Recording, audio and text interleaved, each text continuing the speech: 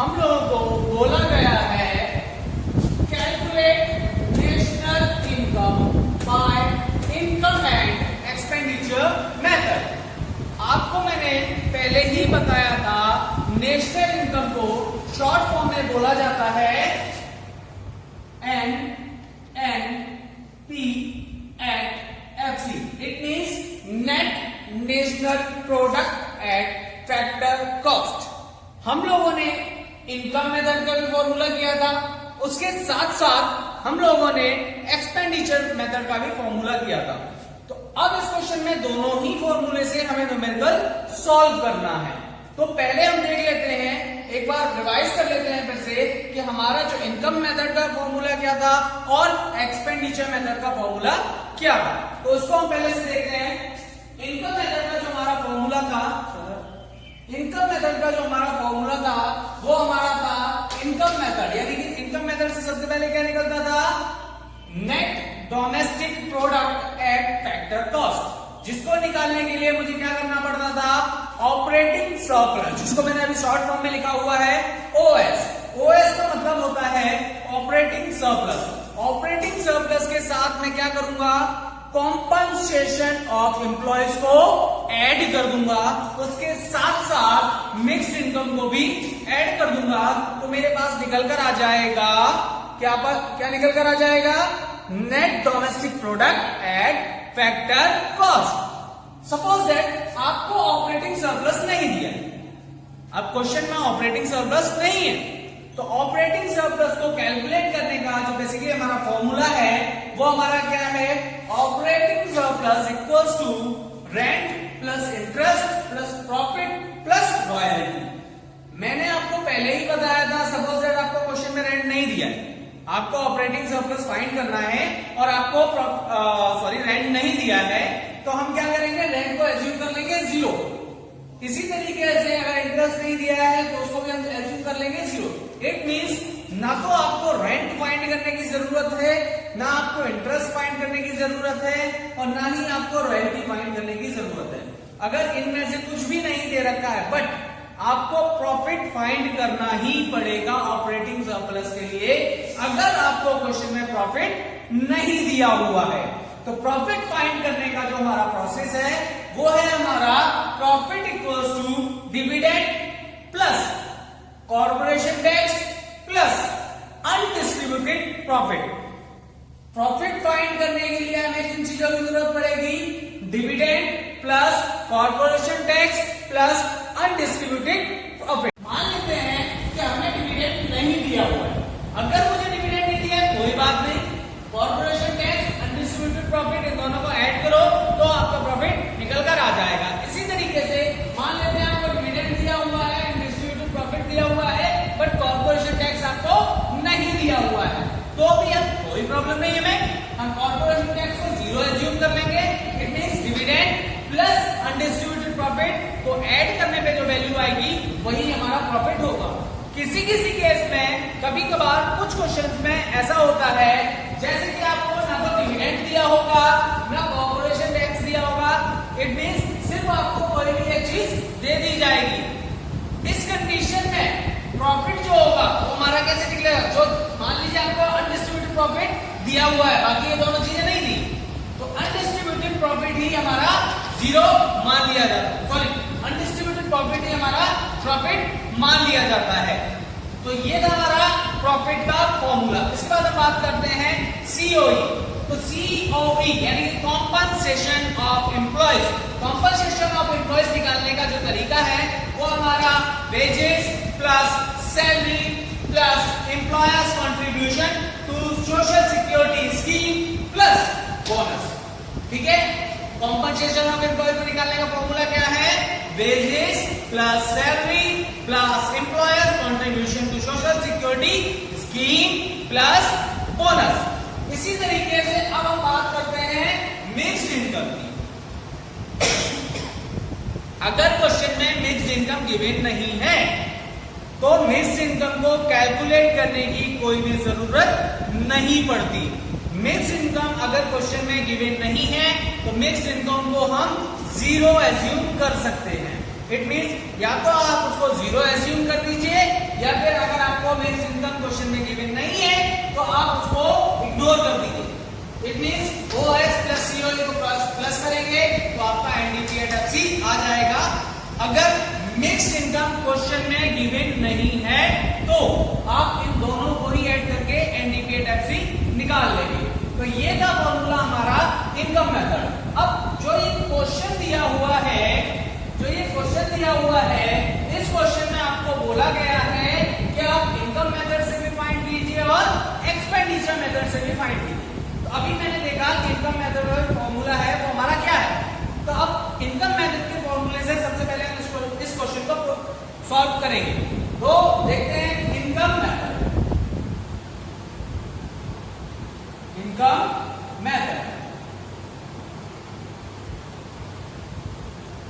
तो income method में सबसे पहले हमारा क्या निकल कर आता है, एनडीपी एट एफसी। ठीक है, तो हम निकाल देते हैं एनडीपी एट एफसी। इसके लिए मुझे सबसे पहले क्या चाहिए, ऑपरेटिंग सरप्लस। ऑपरेटिंग सरप्लस हमारा कैसे निकलता है, rent plus interest plus profit plus royalty. क्या हमें इस क्वेश्चन में ऑपरेटिंग सरप्लस है? ऑपरेटिंग सरप्लस इस क्वेश्चन में कहीं पर भी नहीं दिया हुआ है। तो हम क्या करेंगे, सबसे पहले ऑपरेटिंग सरप्लस को फाइंड करेंगे। तो ऑपरेटिंग सरप्लस हमारा हो जाएगा, रेंट हमारा इस क्वेश्चन में है, बिल्कुल है। पॉइंट नंबर 5 पे आपको रेंट दिया हुआ है कितना, 200। It means rent is 200। उसके बाद आपको क्वेश्चन में इंटरेस्ट है गिवन, यस बिल्कुल। क्वेश्चन नंबर पॉइंट नंबर 10 पे आपको इंटरेस्ट गिवन है, जो कि इंटरेस्ट कितना है 150। उसके साथ साथ प्रॉफिट गिवन है अगर इस क्वेश्चन में, बिल्कुल प्रॉफिट गिवन है। प्रॉफिट अगर पॉइंट नंबर 3 पे दे रखा है कितना, 500। ठीक है, उसके साथ साथ क्वेश्चन में रॉयल्टी है, बिल्कुल। क्वेश्चन इस क्वेश्चन में रॉयल्टी गिवन नहीं है। अगर रॉयल्टी गिवन नहीं है तो उसको इग्नोर कर दो। तो अब हमारा निकल कर आ जाएगा ऑपरेटिंग सरप्लस। तो ऑपरेटिंग सरप्लस हमारा कितना हो जाएगा, 850। अब हम निकालेंगे क्या, COE यानी कि कॉम्पनसेशन ऑफ एम्प्लॉयज। तो देखते हैं कॉम्पनसेशन ऑफ, अरे बहुत अच्छी बात है। तो इस क्वेश्चन में कॉम्पनसेशन ऑफ एम्प्लॉयज ऑलरेडी दिया हुआ है। इट मींस इसे हमें फाइंड करने की जरूरत नहीं पड़ेगी, क्योंकि पॉइंट नंबर 1 में डायरेक्टली आपको दिया हुआ है compensation of employees. It means कितना है, 2500। जब क्वेश्चन में आपको डायरेक्टली कोई चीज गिवन है तो आपको उसको फाइंड करने की आवश्यकता या कोई जरूरत नहीं होगी। अब देखते हैं मिक्स्ड इनकम। लास्ट पॉइंट हमारा बचता है मिक्स्ड इनकम। तो मिक्स्ड इनकम देखते हैं क्वेश्चन में कितने क्या,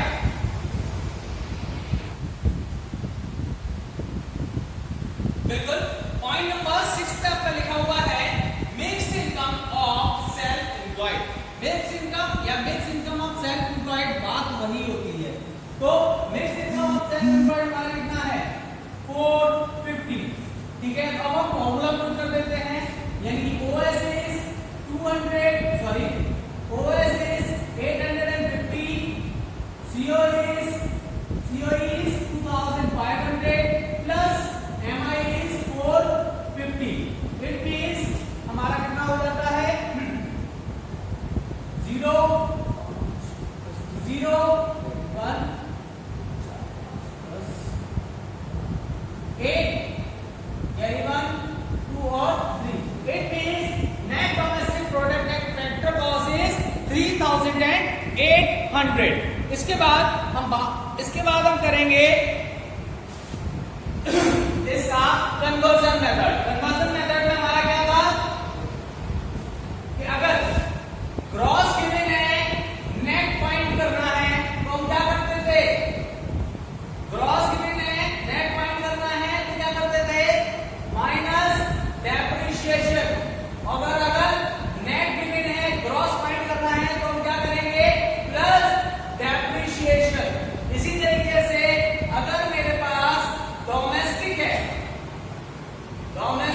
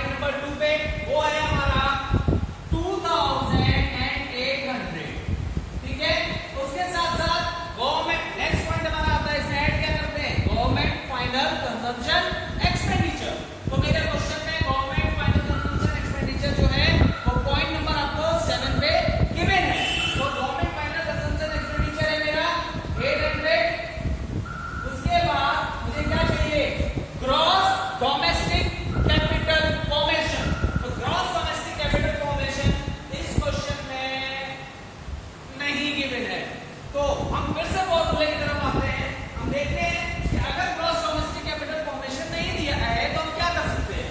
तो देखिए ग्रॉस डोमेस्टिक कैपिटल फॉर्मेशन अगर नहीं गिवन है तो मुझे देखना पड़ेगा क्या मेरे क्वेश्चन में नेट डोमेस्टिक कैपिटल फॉर्मेशन है। तो देखते हैं, बिल्कुल पॉइंट नंबर 7 में मुझे दे रखा है नेट डोमेस्टिक कैपिटल फॉर्मेशन, और यहां पर भी मुझे ग्रॉस डोमेस्टिक कैपिटल फॉर्मेशन में क्या कैसे निकाल सकते हैं। नेट डोमेस्टिक कैपिटल फॉर्मेशन में अगर मैं डेप्रिसिएशन को ऐड कर देता हूं तो मेरा वो कन्वर्ट हो जाता है ग्रॉस डोमेस्टिक कैपिटल फॉर्मेशन। इन तीनों मेथड्स को मैं ऑलरेडी आप लोगों को बता चुका हूं, बट इस क्वेश्चन के साथ मैं आपको इस क्वेश्चन में आपको फॉर्मूले के साथ मैं आपको कराने की कोशिश कर रहा हूं ताकि आपको इजीली समझ आ सके। तो हम क्या कर सकते हैं, मुझे नेट डोमेस्टिक कैपिटल फॉर्मेशन दी है, तो नेट डोमेस्टिक कैपिटल फॉर्मेशन है मेरा 400। अगर इसमें मैं डेप ऐड कर देता हूं तो मेरा क्या बन जाएगा, ग्रॉस डोमेस्टिक कैपिटल फॉर्मेशन। तो मैं देखता हूं डेप मुझे कितना दे रखा है, तो जो डेप है वो है हमारा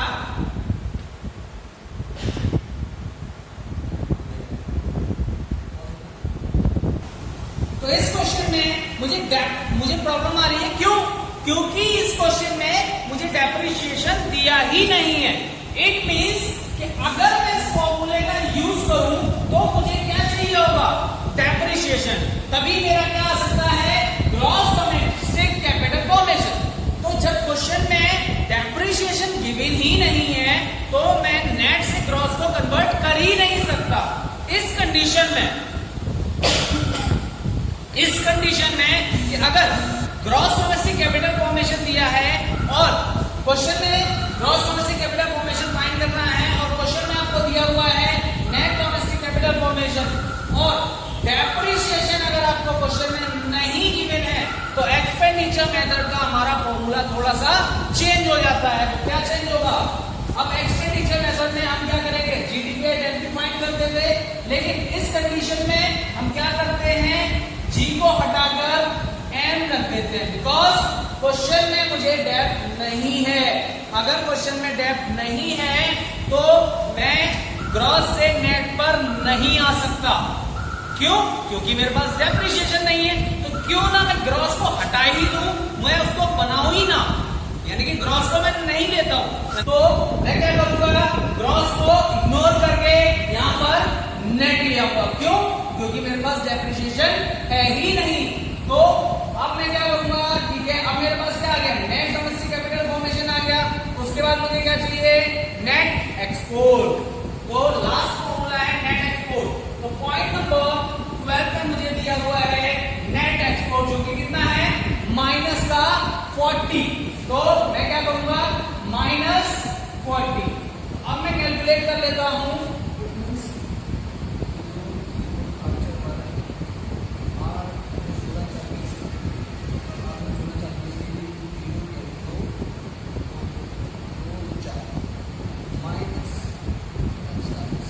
तो 4000 में से 40 को माइनस करेंगे तो हमारा आ जाएगा 3960।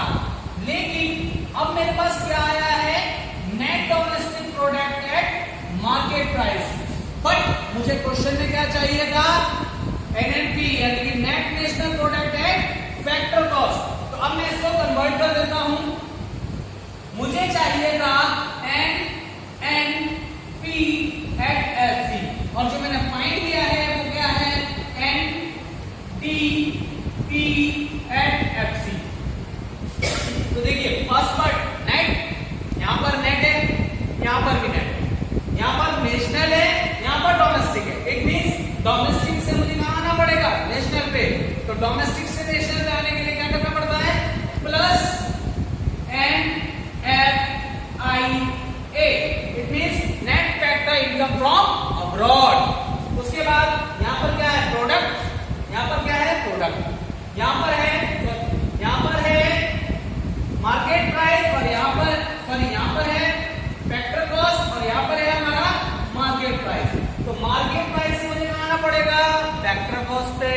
तो मार्केट प्राइस से फैक्टर कॉस्ट पे आने के लिए क्या करना पड़ता है, माइनस NIT, यानी कि minus NIT। It means net indirect tax. तो वैल्यू पुट करते हैं। एनडीपी एट एमटी की मेरी वैल्यू है 39,960 और एनएफआई की वैल्यू है मेरी net factor income from abroad की वैल्यू है -50। इसके साथ साथ माइनस एनआईटी यानी कि नेट इनडायरेक्ट टैक्स है, वो है मेरा पॉइंट नंबर 14 पर जो है 160।